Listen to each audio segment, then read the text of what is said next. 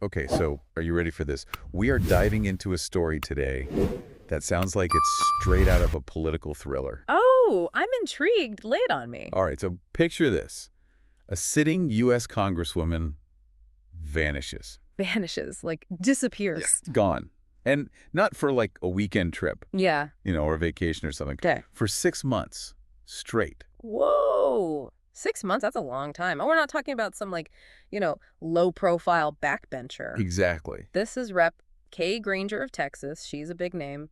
A longtime politician. Yep. And we've got a ton of news articles about this, some really interesting online discussions, the whole 9 yards. So what is the deal? Well, the more we dig into this, the weirder it gets. Okay, I'm hooked. I mean, how does a congresswoman go missing for so long without anyone noticing? Yeah, that's what I'm wondering, too. I mean, a missing member of Congress, you'd think that would be like headline news everywhere. For sure. But it seems like the truth is a bit more, a bit more unsettling, I guess you could say. When I first heard about this, my jaw, hit the floor. I bet. 6 months. How is that even possible? I know, right? How does someone at that level just disappear? So, okay, what have we learned so far? What are the details? Well, it's all a bit murky still, but Well. we've managed to put some things together from various sources, like matsav.com is one. It seems Rep. Granger, she's 81 years old, by the way, was actually found living in a memory care facility. A memory care facility. So she's not, kidnapped or anything? Well, no. It seems someone found her kind of disoriented near her home, and that's what led to her being placed in this facility. Okay. But hold on, because it gets even weirder. Oh, boy. So the Dallas Express, they sent reporters to this facility to try and get some answers, Right. And when they asked about Rep. Granger, the response they got was, quote, "This is her home." This is her home. Yeah, acknowledging she's there, but avoiding any real discussion about, anything else. Oh, interesting. Like her situation, her role as a congresswoman, everything. It's all very strange. And it does kind of make you think, doesn't it? Well, about transparency, accountability when it comes to our elected officials, especially when it involves their health and their ability to actually do their jobs. Right, think about it. If a CEO of some big company just vanished for 6 months, Yeah, shareholders would be freaking out. absolutely. They'd be demanding answers. But for a representative of the people, it's somehow different. I don't know, it just doesn't sit right. No, it doesn't. And, this isn't just some theoretical debate either. This has real consequences. You're telling me Granger's district was basically left without a voice in Congress for months, during some really important votes, too. Madzav.com talked to some local officials, people like Beau French and Rolando Garcia, and they did not hold back.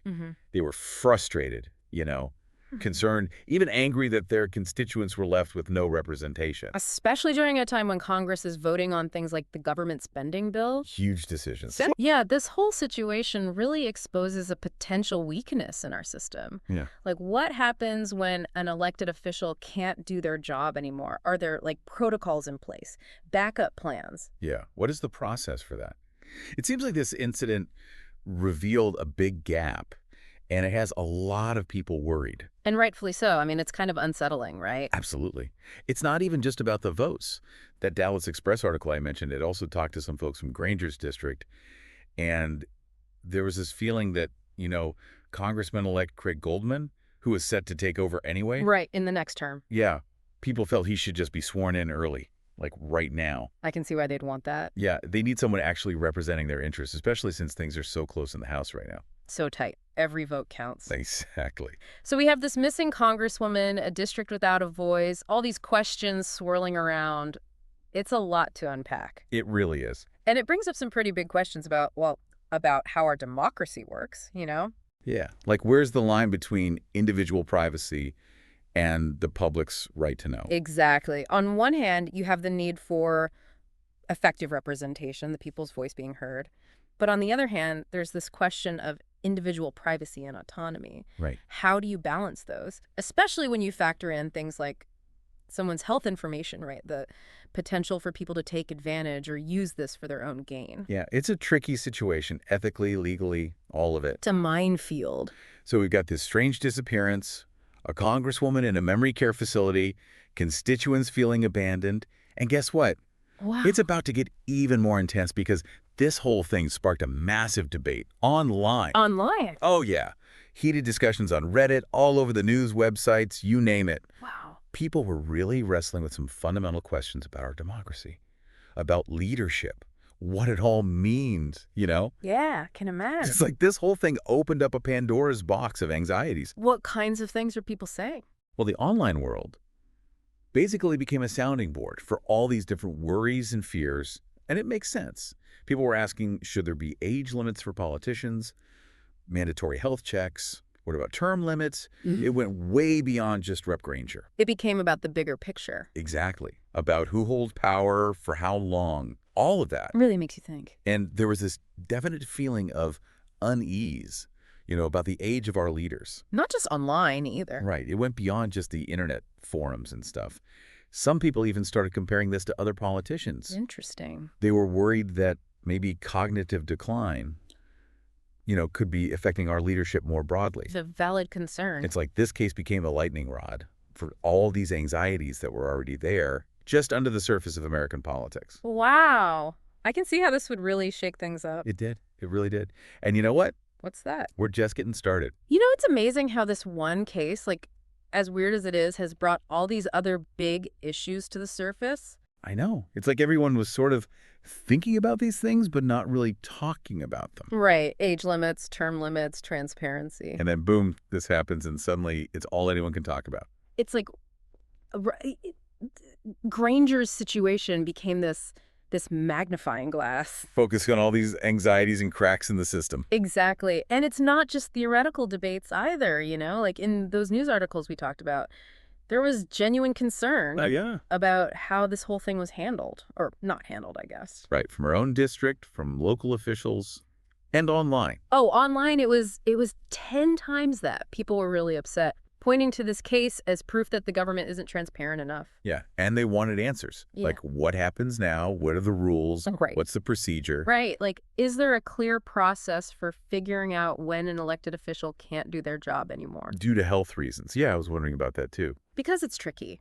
The Constitution, it doesn't really address cognitive decline or things like that as reasons to, remove someone from office. So there's this gap. It seems like it. I mean, impeachment, expulsion. Right, but those are for misconduct. Exactly. Not health issues. So that's what's driving a lot of this debate you see online and in the media.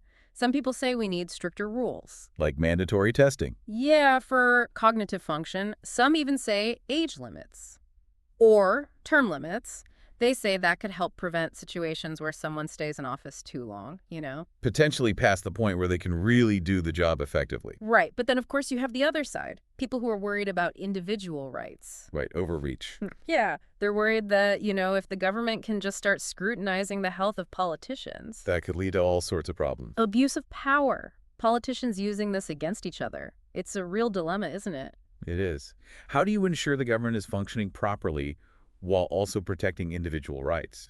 How much oversight is too much? Where's the line? And we saw this tension play out online. You have commenters saying the public has a right to know. If their representatives are mentally fit to serve. Exactly. But then others would say, no, wait, this is a slippery slope. What if politicians start using health concerns as weapons? Right. To attack their rivals. It's complicated. It is. It really is. I mean, it's not just a legal issue. It's an ethical issue. And a political one. And to make matters even more complicated, the average age of our elected officials, it's going up. So these issues aren't going away anytime soon. Not at all. So how do we deal with all of this? What's the solution? Yeah, that's the big question, isn't it? How do we protect individual rights and also make sure our government works? I think the first step is just admitting that there's a problem, that our system isn't perfect. It might need some updating, right? To deal with these complex issues, aging, cognitive decline. It's like we have this old house, beautiful, historic, but the plumbing needs work. That's a great way to put it. We need to figure out how to fix the plumbing without tearing down the whole house.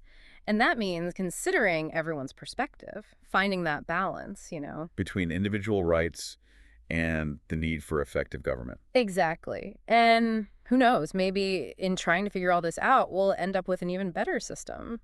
This whole thing has really gotten me thinking. It started with this crazy story about a missing Congresswoman. But we've ended up talking about so much more, like the future of our democracy, the weaknesses in our system, the kind of leadership we need going forward. It makes you realize that our system, for all its history and all its power, still relies on people. Right. And people, well, people aren't perfect. They get older, they get sick, they're human. So the question is, how do we build in safeguards without taking away those basic freedoms that are so important to America? Yeah, it's like, how do you upgrade the operating system while the computer's still running? Exactly. You can't just hit pause on democracy while we figure things out. And there's no easy answer, no magic solution. It's going to take a lot of thought, a lot of discussion. We need to think about individual rights, the needs of the voters, and how to protect our democracy in the long run. This isn't just some legal problem to solve or a political one. It's about our values and how those values shape how we govern ourselves. It's making me think about what we should expect from our leaders. How do we make sure they're healthy? How do we make sure our government works? Those are the big questions. And as you keep thinking about all of this, I want to leave you with one thought. What if, instead of focusing on limits and restrictions, we try to find ways to support our elected officials better? Could we create a system that's both accountable and, well, more humane? A system that values experience but also welcomes new ideas? What if being a leader wasn't just about power but about service? I think if we can figure that out, we'll be on the right track. That's a powerful idea. Something to think about for sure. Well, we've covered a lot of ground today. From a missing Congresswoman to the future of democracy, thanks for joining us on this deep dive. Keep asking those tough questions. Keep those conversations going. And maybe, just maybe, we can all work together to create a better future for America.